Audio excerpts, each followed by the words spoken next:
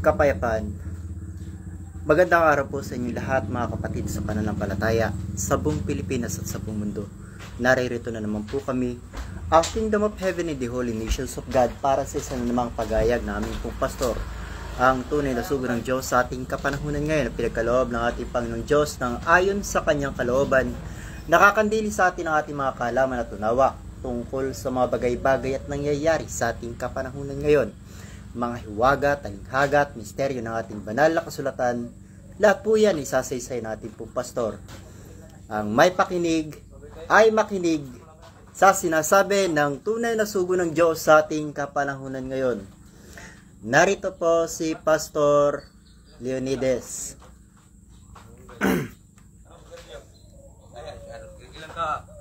Maraming salamat po sa lahat po ng mga tao na patuloy po na nakikinig ng mga tunay na aral ng katotohanan ng ating pong pastor. Sana po lahat ng mga aral na inyo pong pag-aralan ay itanim nyo po sa inyong puso, sa inyong isipan. Lakipan lang po natin ito ng ating mga mabubuting gawa upang sa gayon ay magkaroon po tayo ng karapatan sa punong kahoy ng buhay. Kung ating pong maisasagawa ang naayon sa ating pong banal na kasulatan. Nawa po ay patuloy po kayo sa pakikinig ng mga tunay na aral ng katotohanan, dahil dito po sa pangaral ng pastor, siya po ang pastor nakakandili sa atin ng ating mga kaalaman at unawa, na magbibigay sa atin ng lahat ng mga bagay na dapat po natin maalaman at maunawaan sa ating pong banal na kasulatan. Narito pong muli si Pastor Leonides.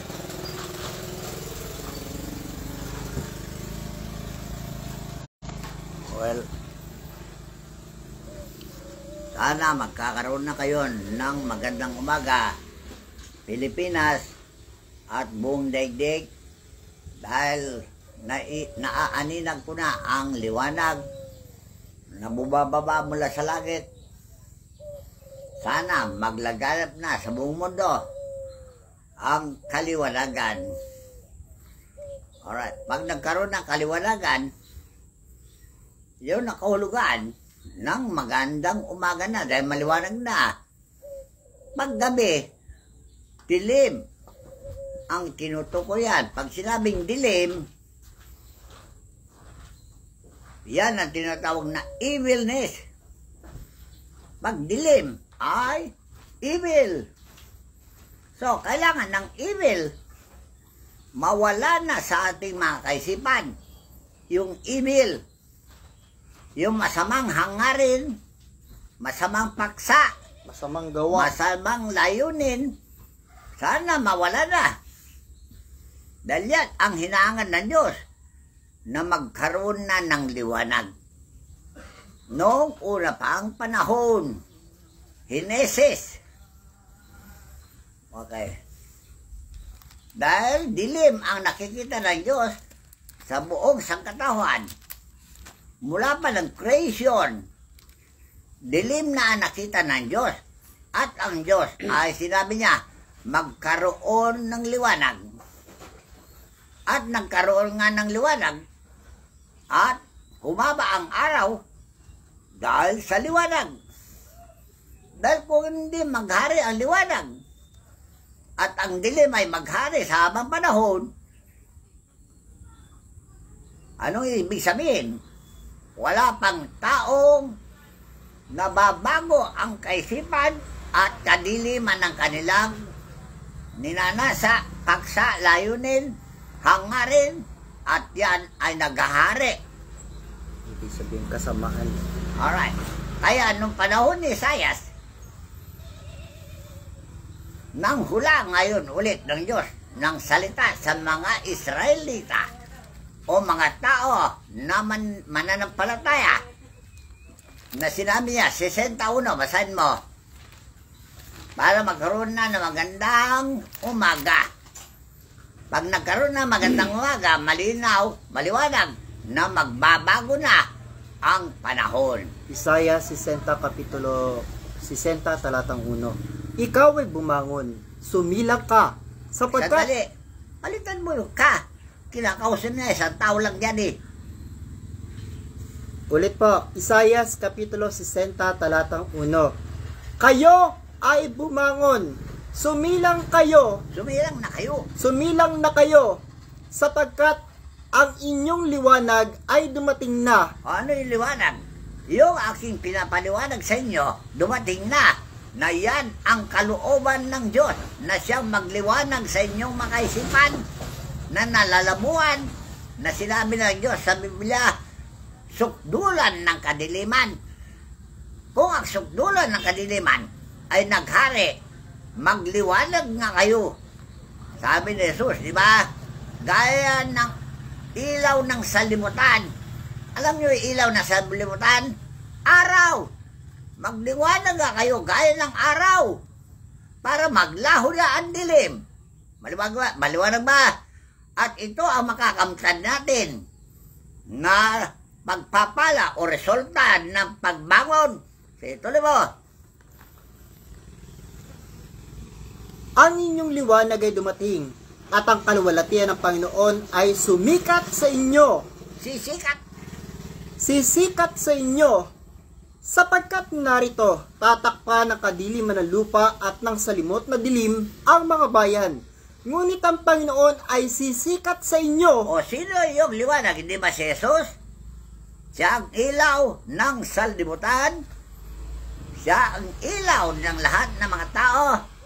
Kapag sumikat na si Jesus, dahil pinasikat ninyo, magliliwanag na nga ang sangkatauhan. Gaya ng araw. Kung nandyan na araw, mayroon pa ba dilim? Ang dilim ay gabi. Ang tinutukoy, mayroon pa bang gabi? Wala na. Wala na. Tuloy mo. Sapagkat narito tatakpan ng kadiliman ng lupa at ng salimot na dilim ang mga bayan. Ngunit ang Panginoon ay sisikat sa inyo at ang kanyang kaluwalhatian ay makikita sa inyo.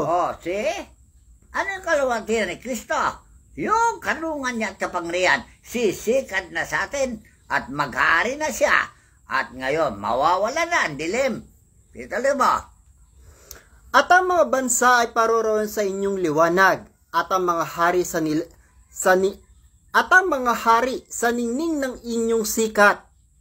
Imulat mo ang inyong mga mata sa palibot, at kayo ay tumingin. Silang lahat ay nagpipisan. Sila'y nagsisiparaon sa inyo. Ang inyong mga anak na lalaki magmumula sa malayo, at ang inyong mga anak na babae kakalungin. Yan ang magiging resulta.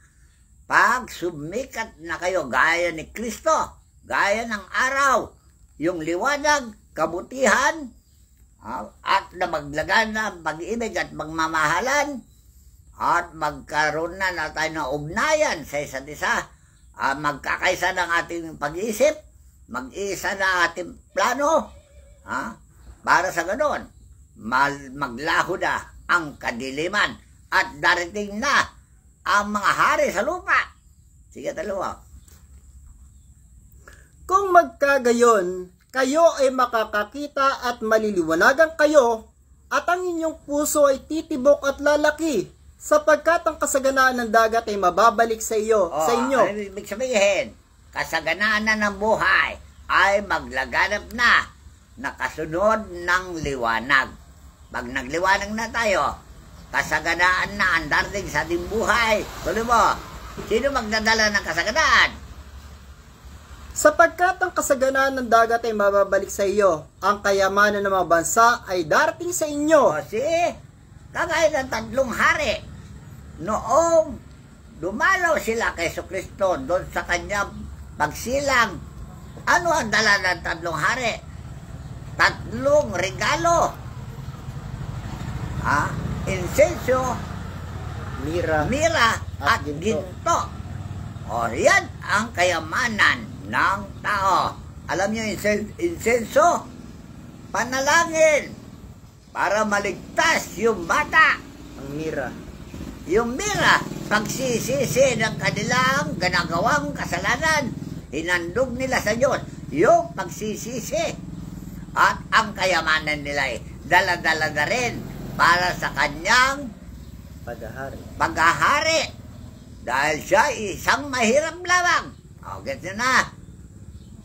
Kung mahirap ka, suportahan ka ng mga bansa, mga hari sa lupa.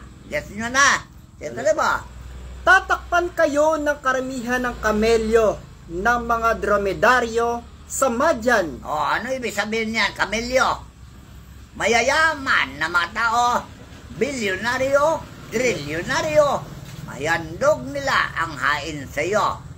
Dahil ikaw ay mahirap lang at susuportahan ka nila para sa iyong paghahari. Dahil bata pa, kinilala nila na siya ay talagang maghari. Kaya lang, yung paghahari niya, may humahan lang na siyang si Herodes. Yes, nyo? Kaya itong Herodes na ito na nagplano na pagpatay sa bata, natuloy ba yung pagpatay? Hindi. Kasi espiritu ang gumawa ng paraan para hindi siya mamatay. Katulong ng Arkangheles ng Diyos sa plano na maligtas ang anak ng Diyos. Ang tanong, kayo ba ay mga anak ng Diyos? Sumilang na ba kayo gaya ni Kristo? Nabasa na ba kayo gaya ng batang Kristo? Kaya kung sumilang na kayo, magliwanag na kayo. Gaya ng liwanag ng araw para maglaho na ang dilim. Dahil marunong kayo. May kakayahan kayo. Kagaya ng narinig ko, yung abogada sa California na nangangaral ng kalayaan sa mga tao, ipinaglalaban nila ang karapatan nilang mabuhay dahil naglaganap ang baksin doon, bakuna, at ipinagbawal nila, ayaw nila magpapakulaw.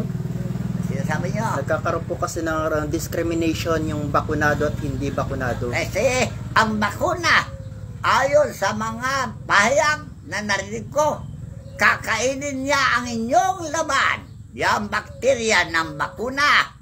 At babaguhin daw po yung DNA ng tao. Kahit na ano, hindi lang DNA, laman na buo piyesa mo ng katawan, sisirain ng bakuna. Ala, darating pala yung mga zombie. Talaga. So, panganib ang buhay natin. Panganib ang buhay ng katawan. Wow, So, kagaya sinagawa yung abogada doon sa California, ipaglaban na din ang ating karapatan. Dahil sinabi niya, government is for the people and by the people. So, may karapatan ang tao na makipaglaban ng katawiran niya sa gobyerno kung mali ang pasya. Tama. Dapat Yan, ang pinaglaban niya. Gaya ng ginagawa ni Valeros. Si Dato, katarungan. Dahil kailangan nila ang hustisya raw sa California. Katarungan. So, kung ipaglaban natin ang katarungan, dahil, ang sabi niya, illegal ang magpasya na maling pasya. Kamukha yung pipilitan ka magbakuna. Anong paliwanag niya? Para kang, ano tinatawag niya? Para kang kinidnap. Para patayin. Alright, guess nyo na. Hindi po kasi alam ng sangkatauhan na ang vaccine ay silent killer. Talaga. Ginawa po yan for mass distraction. Pag nakain mo, napunta sa katawan mo, yung vaccine na yan, unti-unti niyang sirain ang buo mong katauhan. Marami na pong namatay, nagkaroon sila ng mga blood clot. Marami na, pero ang tao, mulala. Bobo. Kaya kung hindi imulat ng mga taong marunong, paano magkaroon ng karunungan yung bobo? Kasi ang taong bobo, ayon sa ating kagawian, magmula sa kindergarten, grade 1, grade 2, grade 3, paangat na paangat ang edukasyon. Ganyan kayo makinig ng Ebanghelyo. para umangat ang inyong mga edukasyon o kaalaman. Dahil para matupad yung sinabi ng Diyos. Nabibigyan niya kayo ng mga pastor. Alam niyo, pastor, sinabi ko na kung sino silang namamahala sa sanlibutan. Sila ang mga pastor. Pero mayroong pastor na inililigaw ang maraming tao. Ano yung pastor? Gobyerno, presidente, o anuman. Sakay ng gobyerno, pastor lahat yan. At ililigaw nila mga tao. Pero mayroong pastor na ilalagay ng Diyos para kakandili sa inyo ng kaalaman at unawa. Alright, para matupad yung hiwaga ng Ebanghelyo ni Kristo. Ano sabi niya? Gibayin nyo yung templong ito at aking ibabangon sa ikatlong araw. Patay na nga si Kristo. O ngayon, pangatlong araw na ngayon, nakabangon na ang mga bagong Kristo sa ating kapanahonan. Isa na yan, yung nagayag dyan sa California na babae. Isa na yan si Valeros. Isa na yan si Miranda. Isa na yan si Lynn Agno. Isa na yan si Lady May. Isa na yan si... Yung mga espiritu po ng katotohanan, nagpapahayag mga katotohanan. Si Nit Jimenez at marami pang iba. Isa na yan, yung manggagamot ng Bisaya, yung pastor na bata, naghayon na, pasigaw pa, namamalat na sa kasisigaw niya, para mamulat lang kayo sa katotohanan, marami na sila. Alright. Si Kristo, marami na siya. So, bumangan na kayo mga batang Kristo, at ipaglaban natin ang kalayaan. Dahil yan ang pinaglaban ni Moises noong panahon nila. Kalayaan. Ganun din ang pinaglaban ni Jesus noong panahon niya. Kalayaan.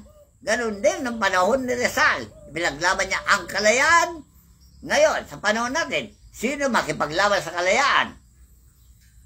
Lahat ay malaya na. Kaya buwango na kayo para ipaglaban natin ang kalayaan laban sa mga mahigpit na pagpapatupad ng kautusan para matupad yung sulat ni Isaias doon sa 58:5. Sige, basahin natin ha. Isaias 58:5. Isaias Kapitulo 58, talatang 1. 5. Sige, 1. Basahin mo muna yung 1. Yan ba ang ayuno na aking pinili? Yan baga ang ayuno na aking pinili, ang araw na pagdadalamhati ng tao ang kanyang kaluluwa. Ang iyo ko ang kanyang ulo na parang yantok. Ano ibig sabihin yan? Suko na kayo. Huwag na kayo lalaban. Nakayuko na lang kayo. Hindi na kayo kumikilos. Para kayo mga patay. Ayaw niya paglaban. Ang nararapat na paglaban na sinasabi ni Isaias na paaganin ang pasan. Ano yung paaganin ang pasan? Yung mga batas na mabibigat na hindi karapat-dapat. Pagaanin nyo yan. Amen? Sa ngala po kasi ng trabaho, yung iba natatakot kaya nagpabakuna. Oh, pananakot lang yan. Yan daw sinasabi pambubuli. Yan ang tinatawag na patibong para mahuli kayo. Mga trap. Huwag kayong mahuli sa patibong. Yan ang sinasabi ni Haring Solomon. Ang mga nag-uumang ng patibong, mahuhulog sila ron. O kita na, kung ano man nagpaksa ng liko, sila ang maunang mahuhulog sa kanilang kalikuan. Tandaan nyo kung nabasa nyo yung kawikaan ni Solomon, sino man nag-uukay ng trap, siya ang maunang mahuhulog sa trap. Tandaan nyo patibong. So, bayan nyo na sila magpaksa. At yan sila mahuhulog sa kanilang plano. Alright? O, sige. Ituloy mo yung Isaias. Ang iyo ko ang kanyang ulo na parang yantok at maglatag ng magaspang na kayot abo sa ilalim niya. Iyo bang tatawagin nito na ayuno at kalugod-lugod sa araw sa Ibig Panginoon. Yan ang ginagawa yung mga Muslim. Ramadan. Yung Ramadan na yan, may nagagawa ba para sa kalayaan? Yung sa itim na bato. Dinilubyo na sila roon eh. Kaya Binaha nga. ng insekto. Yan Tsaka ang binagyo. tinutukoy.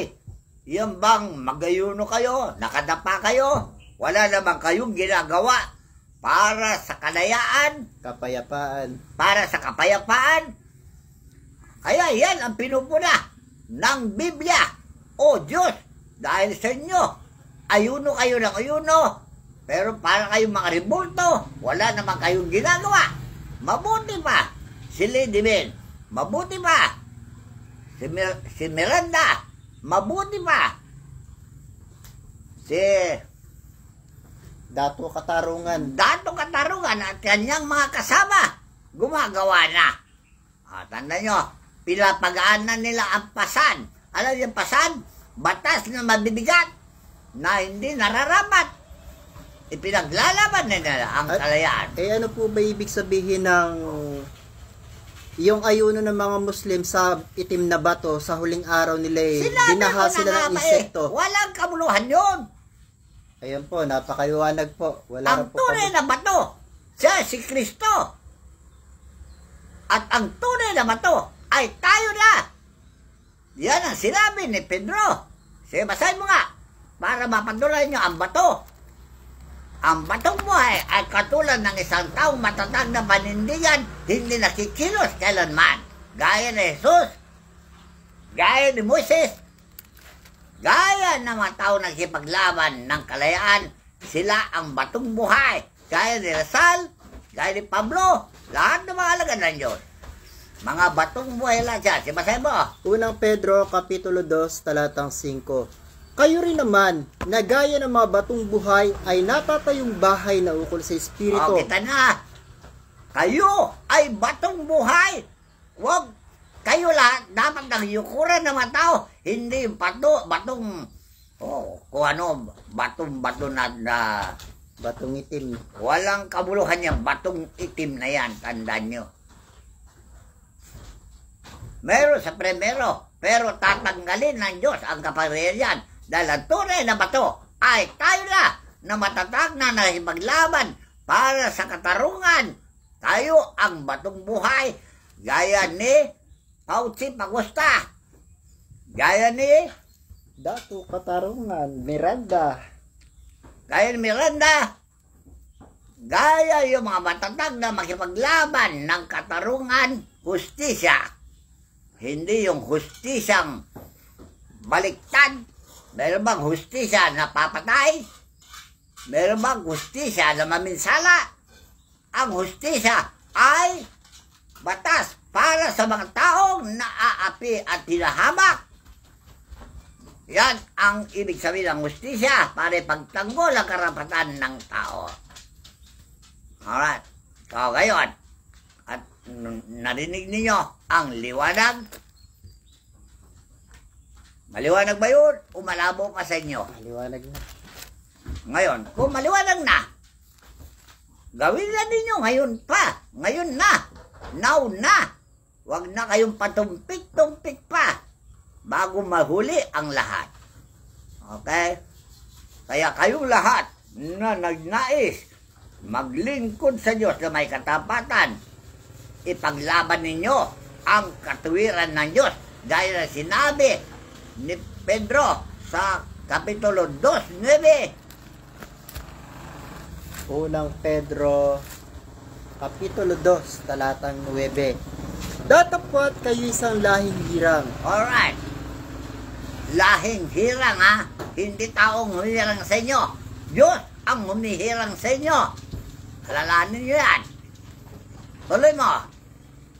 Isang makaharing pagkasaserdote, bansang banal, bayang pag-aaring sarili ng Diyos, upang inyong ipahayag ang mga karangalan niyaong tumawag sa inyo mula sa kadiliman hanggang sa kanyang kagilagilalas na kaliwanagan. O, kita na. Tungkulin niyo yan na ipaglaban ang karangalan ng Diyos, ang kaluwalhatian ng Diyos, na mahal niya ang tao. Kaya sabi po ni Tata Eduardo Miranda, binubusabos daw po nila yung bayang banal. Totoo, matagal na. Matagal na nila binubusabos ang mga taong mahirap at walang pinag-aralan. Mga taong hindi mataas ang kalagayan dahil nagnanatili pa yung salita na pang-aalipin. O, nakita yung pang-aalipin? Eh, paano po hindi mabubusabos yung bayang banal? Eh, yung mga tao ay patuloy na natutulog. Kaya nga, nililiwanagan na natin sila eh. Ayaw mabangon, ayaw gumising, nakatingin lang, nakatulala. Kaya nga, hindi ba sinabi na natin, hindi galing sa atin yan, galing sa Diyos, sa bibig ni Isaias, na gumising na kayo, kayo manatutulog, sabi ni Pablo, at liliwanagan na kayo ni Kristo. Ano yung natutulog? Yung pabaya sa tungkulin. Dahil ang tungkulin natin, inayang na namin sa inyo mula pa kay Haring Solomon, na tayo ay may tungkulin sa Diyos na tumupad sa kanyang mga utos. Ano kasi ang utos ng Diyos? Kayo'y magmahalan at mag-ibigan tulad na magkakapatid. Okay na. Kaya ginagawa na iba eh, puro pagpatay. Meron bang pag-ibig na pumapatay? Meron bang umiibig na papatayin mo, iniibig mo? Ang sabi ng Panginoong Jesucristo, kayo'y sa inyong amang diablo. Dahil sabi ni Jesus, ano bang ginawa mo dyan sa kalilitan na yan na sumasampalataya sa akin, ay sa akin mo ginawa. Kaya alalahanin nyo na lahat ng gawin nyo masama sa kapwa nyo, managot kayo sa Diyos. Kaya yan na ginigiba niya ang inyong mga bansa, nililindol na, niyayanig na sa limutan, at naglaganap na sakit ang karamdaman dahil pananagutan nyo ang ginawa nyo sa inyong mga kapwa. Yan nga pong isipin din Yan nila. ang ganti ng Diyos sa mga taong masasama. Madadamay ang mga walang kasalanan. So, isipin nyo yan, ha? Ano sabi ni Pablo? Kaya yung pagkakagatan at pagsasakmalan, ingatan ninyo. Sabi ni Pablo, baka kayo mga ubos. Ano yung pagsasakmalan? Yung ayaw kayong pasakop sa kapwa nyo, ayaw kayong maturuan ng kapwa nyo, ayaw nyo mapayuan, gusto nyo sakmalin nyo, at kayo ang maghahari, at hindi maghahari ng kapayapaan, hindi maghahari ng katarungan, hindi maghahari ng pag-iibigan, hindi maghahari ng pagmamahalan. Ano, manatili tayong away-away, gulo-gulo. Ano gusto nyo? Away o gulo? Ano sabi ng Diyos? Basahin nyo sa Roma 8. Gusto ng Diyos na makikasundo na kayo sa Kanya. Pero mahilig kayo makipag-away sa Diyos. Kaya yung Roma, ipinaliliwanag ng Pablo kung sino ang kaaway ng Diyos. At ang kaaway ng Diyos ay papatayin niya. Tandaan nyo. Nandyan sa Exodo. Papatayin niya lahat ng kanyang mga kaaway. So, kaya nga sinasabi ko sa inyo, makikasundo na kayo sa Diyos mula pa ngayon. Ang tawag dyan ay reconciliation. Kaya isa po yan sa dapat tingtingnan ng mga tao. Yung mga bansa po na dinidilubyo, halos gunawin na po ng dakilang amat ng Panginoon. Sila po yung mga bansa na hindi naniniwala sa Panginoong Jesucristo. Alam ko. Kaya lang, ang mga pinuno na yan, namamahala na yan, mga revolto yan, mayroon silang mata, hindi nila nakikita. Mayroon silang tenga, hindi nila marinig ang daing ng mga tao. So, maliwanag na rebulto. Pero ang Diyos, ano sabi niya kay Moises noong panahon niya doon sa Exodo 3:7. Narinig niya ang daing ng tao.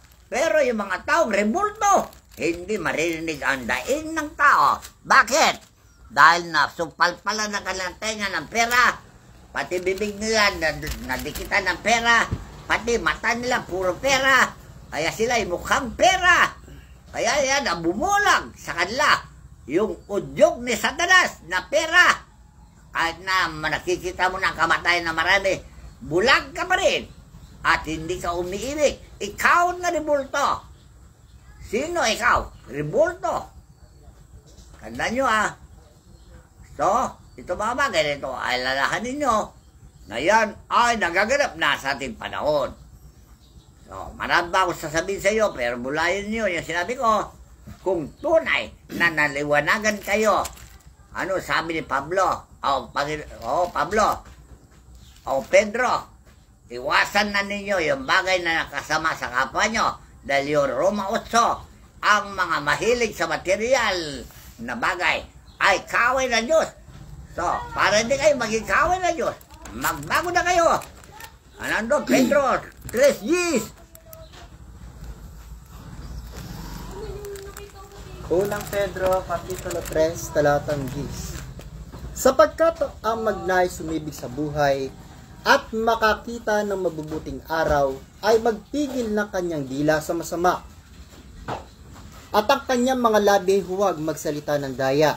O yan, napakaiwasan ninyo yung pandaraya. Pagsisinungaling yan. At ayon ng Diyos ang mga taong sinungaling. Tandaan nyo At tumalikod siya sa masama at gumawa ng mabuti. O yan, ang payo ni Pedro. Gumawa na kayo ng mabuti ngayon bago mahuli ang lahat. Sige, ano pa? Upo lang po kayo. May pasyenteng dumating. Ano ba? At tumalikod siya sa masama at gumawa ng mabuti. Hanapin ang kapayapaan at kanyang sundan, sapagkat ang mga mata ng Panginoon ay nasa mga matuwid, at ang kanyang mga pakinig ay sa kanilang mga daing. Ngunit ang mukha ng Panginoon ay laban sa mga nagsisigawa ng masama. Alright. Okay. Nag-guess nyo na. Totoo ba yan? Kayo ang kalaban ng Diyos. Kayo manggagawa ng katampalasanan. Tandaan nyo, pag hindi maunawaan yan, bobo kayo talaga. Inutil. Walang laman ng utak. Walang coconut. So gamitin nyo ang utak nyo sa wasto Huwag nyo pagagamit ang inyong katawan sa masama. Paggamit nyo ang inyong katawan sa Diyos para gamitin niya kayo para sa paghahayag ng kanyang katuwiran. Kaya Marami ako sasabihin, pero hanggang dito lang. Kaya po ito po yung ginagawa namin. Nautos po ng Panginoon. Sabi po ni Propeta Isaiah 58, humiyaw ka ng malakas, huwag kang magpigil. Ginawa na natin. Ilakas mo ang iyong tinig na parang pakakak at iyong ipahayag sa aking bayan ang kanilang pagsalangsang at sa sangbahayan ni Jacob ang kanilang mga kasalanan. Ginagawa na natin. Kaya po kami patuloy na nangangaral, Sandali naghahayag ng mga katotohanan. Ano magawa mo kahit na humiyaw ka kung mayroon siyang tapon sa tenga? O naiintindihan mo? Tanggalin yung tenga. Alam mo yung tapon sa tenga? Pera na kasumpal sa kanyang tenga, pati sa kanyang mata. Natapalan siya para wag siyang magsalita at wag siyang makatingin ng anumang bagay. Revolto talaga sila dahil nasumpalan sila ng pera.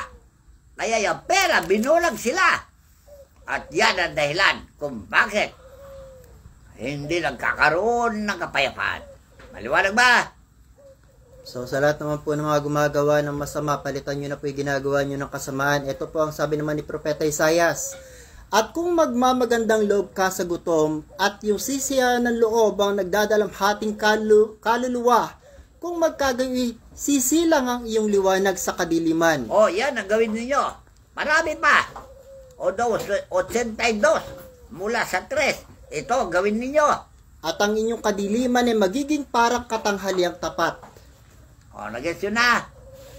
At papatnubayan ka ng Panginoon na palagi, at sisiyan ng loob na ang iyong kaluluwa sa mga tuyong dako, at palalakasin ng iyong mga buto, at ikaw ay magiging parang halamang nadilig at parang bukal ng tubig, na ang tubig ay hindi naglilikat.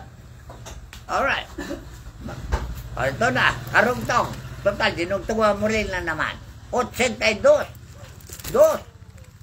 O, 1. Hinahatulan na kayo ng Diyos ngayon. Kayo mga pinuno ng anuman, sekta, relihiyon, o gobyerno. Kayo ngayon ang hinahatulan ng Diyos. Awit Kapitulo 82. Ang Diyos ay tumatayo sa kapisanan ng Diyos. Siya'y humahatol sa gitna ng mga Diyos. Hanggang kailan magsisihatol kayo ng kalikuan? Yung mga hukom ninyo, mali-mali ang hatol. pinapanigan, mayroong kinikiligan. So, alisin niya yung mga yan ha. Tuloy mo mabuwasa. At magsisigalang sa mga pagkatao ng masama. Pati yung tulisan, magnanakaw. Sila ang nakakalaya. Tandaan nyo ha. Mga nakapwesto pa nga eh. Pero yung magnanakaw, nakapwesto pa. Hatulan mo ang dukha at ulila. Gawan mo ng kaganapan ng napipigati at walang nagkakandili. Ibig sabihin, yung tunay na judgment ang ibigay ninyo. Hindi yung liku-liko. Tuloy mo. Sagipin mo ang dukha at mapagkailangan. Iligtas ninyo sila sa kamay ng masama. Paano iligtas kung pinababayaan nyo na patuloy ang bakuna? Yan ang tinatawag na peste. Pampatay ng tao. Formula ng pagpatay. Awatin nyo mga yan. Huwag kayong maging rebulto. Okay na. Sige, hanggang dito lang. Babalikan ko pa kayo.